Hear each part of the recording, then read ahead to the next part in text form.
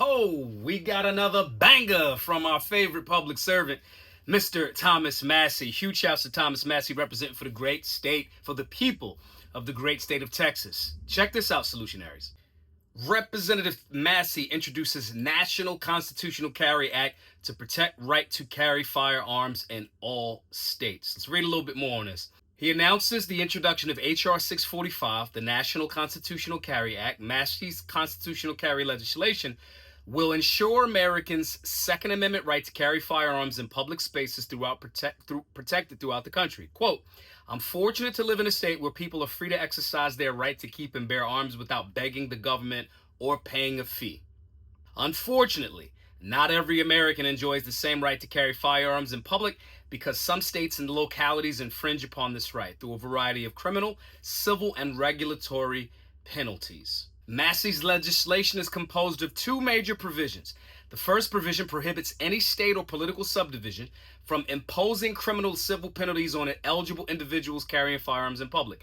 The second provision invalidates any existing state or local laws, statutes, regulations, or local restrictions that criminalize, penalize, or otherwise dissuade the carrying of firearms in public. In addition to covering all 50 states, H.R. 645 includes the District of Columbia, Commonwealth of Puerto Rico, and other territories of the United States within its scope to ensure that residents of all U.S. jurisdictions enjoy consistent protection of their Second Amendment rights. This is why Thomas Massie is my favorite public servant, especially in D.C. Now, there's going to be pushback to this, but when you are a statesman and a stateswoman, you have a better understanding of what liberty and the Constitution and freedom actually looks like. The problem with that sometimes is we've been indoctrinated so much into such a anti-gun agenda that when actual respect for the Second Amendment shows up, sometimes people think that's going to turn into like the Wild Wild West. Quick little story. Law enforcement officers have carried nationally since LEOSA was a thing, the Law Enforcement Officer Safety Act, which means if they qualify, they stay within the rules,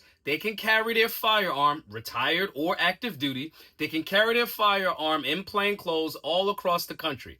Now, this argument that if you don't know who's going to be carrying a gun, if everybody got one, you don't know who the bad guy is, who the good guy is, that's not true, because if that was the case, law enforcement officers that would not be identifying as law enforcement officers as they travel about, those gentlemen and ladies would have been shot or shot at because people think they're the bad guys. So they've given that type of privilege, so-called, to law enforcement officers since LEOSA was a thing, but not the average American. Now, with this legislation, obviously, I'm going to tell you guys I'm in alignment with it on the vast majority of it. It's a step in the right direction.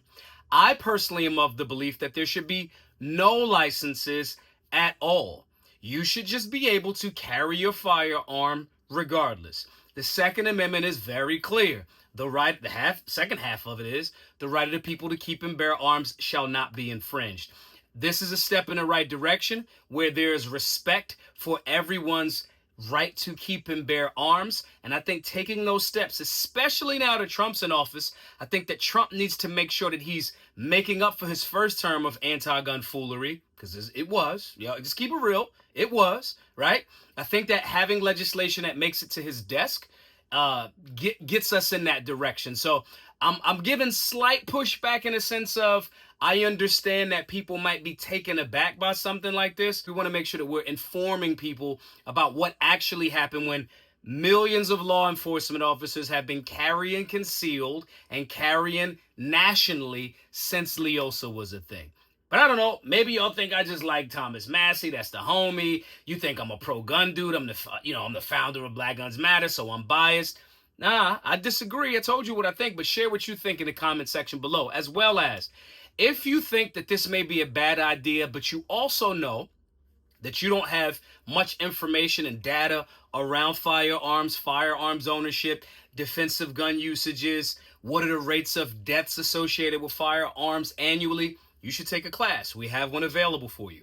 Go over to solutionaryuniversity.org, sign up for the BGM 101 class, or just sign up and be a member. It's $99 one time. You get access to that firearms class, understanding imminent threat, civics, key component, curriculums for all of those, workout plans, meal plans, because you need to be healthy, make America healthy again, as well as shooting drills, and you get access to the Solutionary 9 Telegram group where there's thousands of solutionaries all around the country just helping each other daily go through the Solutionary 9. Shoot over to solutionaryuniversity.org. Sign up for whichever one you want.